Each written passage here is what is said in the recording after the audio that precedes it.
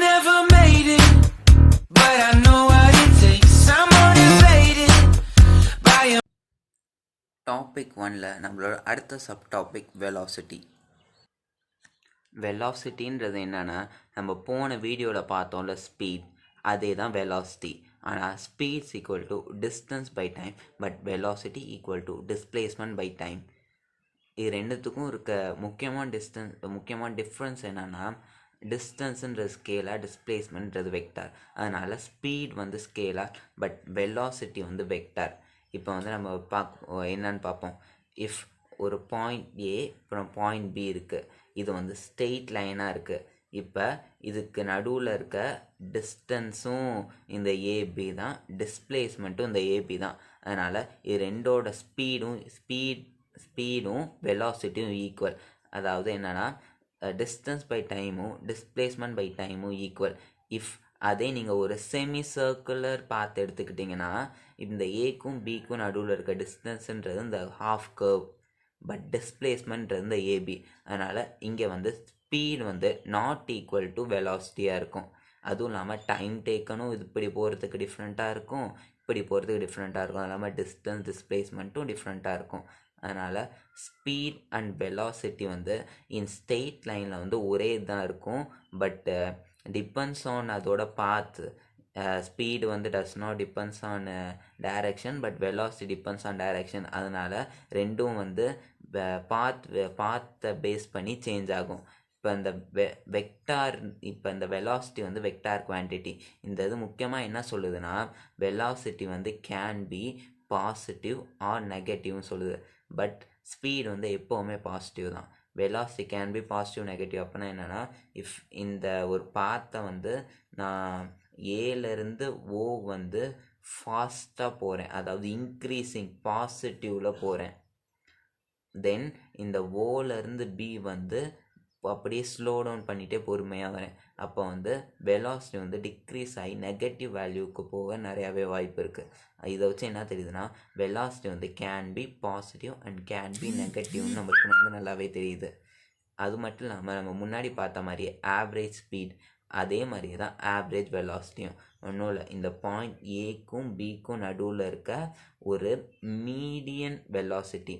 நம்ம எப்படி முன்னாடி பார்த்தோம்ல, இந்த ஏக்கும் பிக்கும் நடுவில் வந்து இங்கே நெக்ட ஒரு வெலாசிட்டி இருக்கலாம், இங்கே நெக்ட ஒரு வெலாசிட்டி இருக்கலாம், இங்கே நெக்ட ஒரு வெலாசிட்டி, அப்புறம் இங்கே நெக்ட ஒரு வெலாசிட்டி இருக்கலாம். பட் இந்த ஏக்கும் பிக்கும் நடுவில் இருக்க வெலாசிட்டியை நீங்கள் ஒருவேளை கேட்டிங்கன்னா, இங்கே ஹையாக இருக்கலாம், இங்கே லோவாக இருக்கலாம்.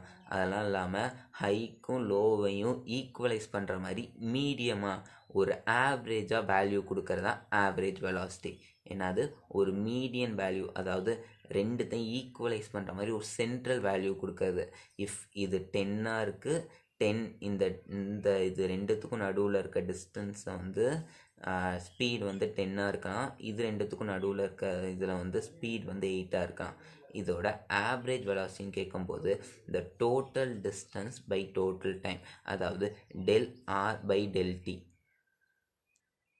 இதே நீங்கள் ஒரு யூனிஃபார்ம் மோஷன், அதாவது ஒரு ஆப்ஜெக்ட் வந்து ஸ்ட்ரெயிட் லைனில் போகுதுன்னா, அதோட ஆவரேஜ் ஸ்பீடும் ஆவரேஜ் வெலாசிட்டி ரெண்டுமே வந்து ஈக்குவலாக தான் இருக்கும்.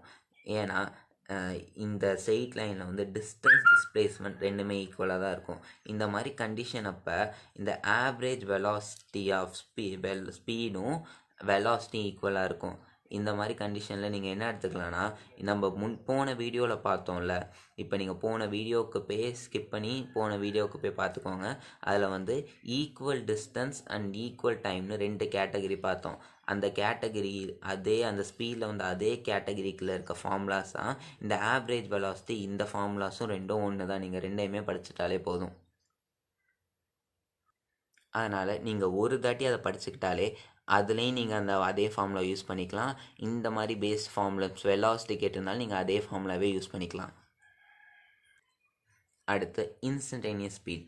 முன்னாடி சொன்ன மாதிரி அதே தான், ஒரு குறிப்பிட்ட ஃப்ராக்ஷன் ஆஃப் செகண்ட், ஒரு இன்ஸ்டன்ட் ஆஃப் டைம், அதாவது இப்போ இந்த ஏக்கும் பிக்கும் நடுவில் இருக்க ஒரு குறிப்பிட்ட இன்ஸ்டன்ட் ஆஃப் டைமில் இந்த ஒரு ஆப்ஜெக்டோட வெலாசிட்டி தான் இன்ஸ்டன்டேனியஸ் வெலாசிட்டி. அதாவது limit del t tends to 0, ஒரு குறிப்பிட்ட ஃப்ராக்ஷன் ஆஃப் செகண்டில் இருக்க ஒரு இன்ஸ்டன்ட்டில் வந்து del r by del t, அதாவது டிஆர் பை டிடி.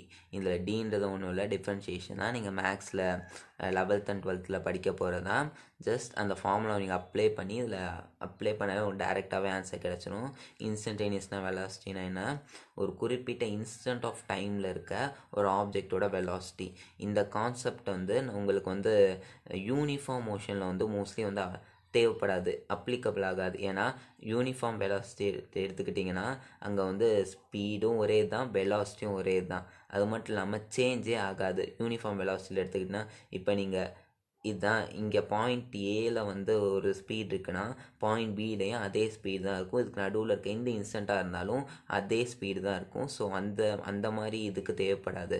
பட் இதே வெலாசிட்டி வந்து நான் கான்ஸ்டண்ட்டாக இருந்துச்சுன்னா, அதாவது வெலாசிட்டி நான் கான்ஸ்டண்ட்டாக இருக்கும்போது தான் இந்த இன்ஸ்டன்டேனியஸ் வெலாசிட்டி கான்செப்ட் வந்து உங்களுக்கு அதிகமாக யூஸ் ஆகும். அது மட்டும் இல்லாமல் இஃப் டைம் வந்து டிக்ரீஸிங்காக இருந்துச்சுன்னா, நான் முன்னாடி சொன்னதான் வெக்டார் குவான்டிட்டியை பேஸ் பண்ணி டைம் வந்து டிக்ரீஸ் ஆச்சுன்னா velocity is equal to negative வேல்யூவாக இருக்கும்.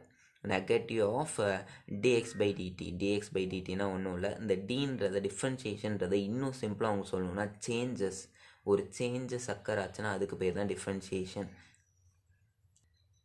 அதாவது டிஎக்ஸ் பை டிடினா என்னென்னா change in x divided by change in t, அதாவது change in distance divided by change in time.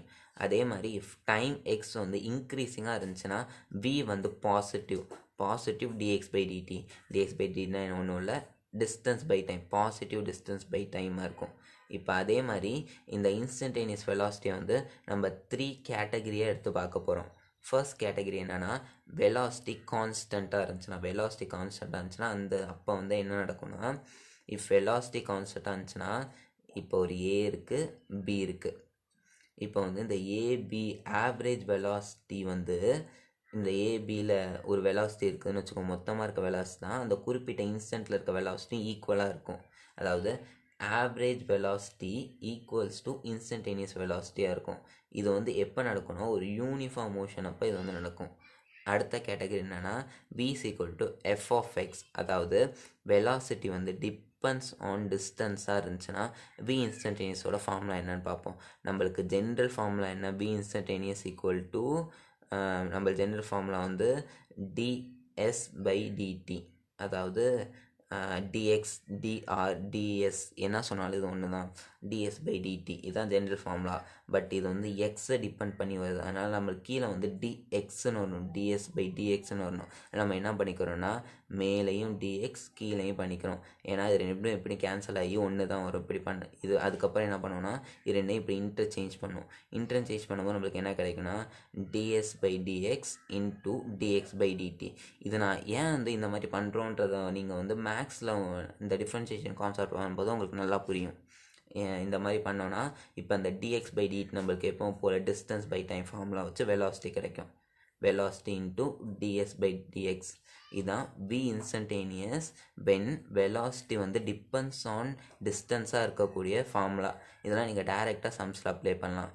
அடுத்து என்னதுன்னா வெலாசிட்டி வந்து டிபெண்ட்ஸ் ஆன் டைம் வந்துச்சுன்னா நம்மளோட general formula v instantaneous equal to ds by dt நம்ம general ஃபார்முலாவே போட்டுடலாம். இப்போ உங்களுக்கு ஒரு முக்கியமான கான்செப்ட் சொல்லித்தரேன். இப்போ வந்து டிஸ்டன்ஸ் கொடுத்துருக்காங்க, அது இங்கே வந்து வெலாசிட்டி. இஃப் நம்ம டிஸ்டன்ஸ் கொடுத்துருக்காங்கன்னு வச்சுக்கோங்க, நம்ம வந்து வெலாசிட்டி கண்டுபிடிக்கணும். அதாவது டிஸ்டன்ஸ்லேருந்து வெலாசிட்டி கண்டுபிடிக்கணும்னா அப்போ வந்து நம்ம வந்து டிஃப்ரென்ஷியேஷன் பண்ணுவோம். அதாவது இந்த ds by dt இந்த இது பண்ணுவோம். இஃப் அதுவே வெலாசிட்டி கொடுத்து டிஸ்டன்ஸ் கண்டுபிடிக்கணும்னா அதே வந்து இன்டிகிரேஷன் பண்ணுவோம். ஒன்றும் அந்த டிஃப்ரென்ஷியேஷனுக்கு ஆப்போசிட் தான் இன்டிகிரேஷன். இதையும் நீங்கள் வந்து உங்களோட 12th படிப்பீங்க. இது ரொம்ப ஈஸி தான், அவ்வளோதான். அதாவது என்னென்னா இஃப் வெலாசிட்டி கொடுத்து டிஸ்டன்ஸ் கண்டுபிடிக்கிறது அப்போ வந்து நம்ம ஜஸ்ட் இது ரெண்டு சைடும் இன்டிகிரேஷன் பண்ணி இதுதான் நம்மளுக்கு வந்து கிடைச்ச ஃபார்முலா. அதே மாதிரி டிஸ்டன்ஸ் கண்டுபிடிக்கிறதுக்கு ரெண்டு சைடு இந்த மேலே இருக்கிறதுல ரெண்டு இன்டிகிரேஷன் பண்ணி இதுதான் கிடைச்ச ஃபார்முலா. இதெல்லாம் நீங்கள் ஜென்ரலாக அப்படியே புரிஞ்சுக்கிட்டாலே போதும். அதாவது டிஸ்டன்ஸ்லேருந்து வெலாசிட்டி கண்டுபிடிக்கிறதுக்கு டிஃப்ரென்ஷியேஷன், வெலாசிட்டிலேருந்து டிஸ்டன்ஸ் கண்டுபிடிக்கிறது இன்டிகிரேஷன் பண்ணுவோம். அடுத்து வந்து instantaneous velocity in parabolic circular path. ஒரு பேரபோலாவாக இருக்கோ இல்லை ஒரு சர்க்குலர் பாத்தாக இருக்கோ அங்கே வந்து இன்ஸ்டன்டேனியஸ் வெலாசிட்டி எப்படி டைரக்ஷன் எப்படி இருக்குன்னா டேஞ்சென்டியல் இந்த மாதிரி இருக்கும். அதாவது இப்போ நீங்கள் சென்டர்லேருந்து ஒரு கோடு போடுறீங்கன்னு வச்சுக்கோங்க, அந்த கோட்டுக்கு பர்பண்டிகுலர் டைரெக்ஷனில் தான் இருக்கும். இப்படி பர்பண்டிகுலர் டைரெக்ஷனில் தான் இருக்கும். இந்த சென்டர்லேருந்து உங்கள் ரேடியஸ்னு எடுத்துக்கலாம், ரேடியஸ்க்கு வந்து பர்பண்டிகுலர் அதாவது டேஞ்சென்டியல் டைரெக்ஷனில் தான் இன்ஸ்டன்டேனியஸ் வெலாசிட்டி எப்போவுமே இருக்கும். அதே மாதிரி ஒரு யூனிஃபார்ம் சர்க்குலர் மோஷனில் வந்து இன்ஸ்டன்டேனியஸ் ஸ்பீட் வந்து எப்போவுமே ஈக்குவலாக இருக்கும். பட் ஆனால் இன்ஸ்டன்டேனியஸ் வெலாசிட்டி வந்து நாட் ஈக்குவலாக இருக்கும். ஏன்னா ஸ்பீட் வந்து does not depends on direction, but velocity வந்து டிபெண்ட்ஸ் ஆன் டைரெக்ஷன். அதாவது இப்போ ஒரு சர்க்கிளில் பார்த்து ஏதாவது போகுதுன்னு வச்சுக்கோங்க, வந்து கண்டிப்பாக டைரெக்ஷன் சேஞ்ச் ஆகும். டைரெக்ஷன் சேஞ்ச் ஆனால வெலாசிட்டி சேஞ்ச் ஆகும், அவ்வளோதான். அப்புறம் ஆவரேஜ் வெலாசிட்டி வந்து must be less than or equal to average speed. இது வந்து ஒரு கண்டிஷன், எப்போவுமே இது வந்து இருக்கும். உங்ககிட்ட திருப்பி ஒரு தாடி சொல்கிறேன், ஒரு சர்க்குலர் யூனிஃபார்ம் மோஷனில் இன்ஸ்டன்டேனியஸ் ஸ்பீட் வந்து ஈக்குவலாக இருக்கும், ஆனால் இன்ஸ்டன்டேனியஸ் வெலாசிட்டி வந்து நாட் ஈக்குவலாக இருக்கும். அதே மாதிரி ஆவரேஜ் வெலாசிட்டி வந்து always less than or equal to average ஸ்பீடாக இருக்கும். இப்போ நம்ம பார்த்த கான்செப்ட்ஸ்க்கு ஒரு சின்ன எக்ஸாம்பிள்ஸ் பார்ப்போம். Example 1, x is equal to a square t plus bt plus c. இந்த இதில் வந்து என்னென்னா எக்ஸ் வெளில கொடுத்து உள்ளே வந்து டி கொடுத்துருக்காங்க. இந்த மாதிரி கண்டிஷனில் வந்து வெலாசிட்டி வந்து டிபெண்ட்ஸ் ஆன் டைம். ஞாபகம் வச்சுக்கோங்க, இஃப் டிஸ்டன்ஸ் வெளில கொடுத்து டைம் வந்து உள்ளே கொடுத்துருந்தாங்கன்னா வெலாசிட்டி வந்து depends on time. Velocity depends on டைம்னா இப்போ நீங்கள் என்ன கண்டுபிடிக்கணும்னா v இன்ஸ்டன்டேனியஸ் கண்டுபிடிக்கணும். v இன்ஸ்டன்டேனியஸ் டிபெண்ட்ஸ் ஆன் டைமுக்கு உங்களுக்கு ஆல்ரெடி ஃபார்முலா தெரியும். அந்த ஃபார்முலாவை அப்ளை பண்ணி டிஃப்ரென்ஷியேஷன் நீங்கள் மேக்ஸில் படிப்பீங்க. ஸோ நான் இப்போ சொல்லித்தர தேவையில்லை. டிஃப்ரென்ஷியேட் பண்ணி நம்மளுக்கு கிடைச்ச ஆன்சர் வந்து 2at + bt, b + 0 வரும். அதே மாதிரி இப்போ வந்து செகண்ட் இது பார்ப்போம். இஃப் அங்கே வந்து x equals to t, but இங்கே வந்து t ஈக்குவல்ஸ் டு x, அதாவது t is equal to a² x + bx + c. இது ஒன்றும் இல்லை, அப்படியே ரெசிப்ரோக்கலாக இருக்குது. இந்த எக்ஸ் வெளியில் உள்ளே இருக்குது, டி வந்து வெளியில் இருக்குது. நம்மளுக்கு என்ன ஃபார்முலா தெரியும், v is equal to dx/dtயா, பட் இது அப்படியே திருப்பி இருக்குது, dt/dxன்னு இருக்குது. அப்போ ஒன்றும் இல்லை, இதை வந்து அப்படியே ரெசிப்ரோக்கலாக போடுவோம், 1/v, அதாவது 1/v தான் இருந்தது. இப்போ நம்ம அதே மாதிரி எப்பவும் போல் v is equal to dx/dt, இதை வந்து ரெசிப்ரோக்கல் பண்ணி 1/dt/dxன்னு போட்டு v is equal to ஒன்றும் இல்லை, அந்த நம்ம வந்து டிஃப்ரென்ஷியேஷன் பண்ணி அதையே வந்து ரெசிப்ரோக்கலாக போடுறதான் வந்து வெலாசிட்டியோட ஆன்சர். இந்த 2 எக்ஸாம்பிள்ஸும் அது மட்டும் இல்லாமல் இதுவரை நம்ம பார்த்த எல்லா கான்செப்ட்ஸும் உங்களுக்கு நல்லா புரிஞ்சிருக்கும்னு நான் நம்புகிறேன்.